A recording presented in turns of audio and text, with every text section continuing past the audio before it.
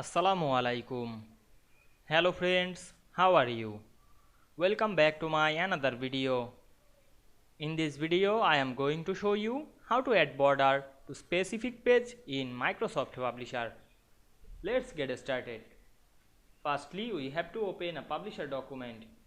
Now we want to add border to a specific page. Go to the page.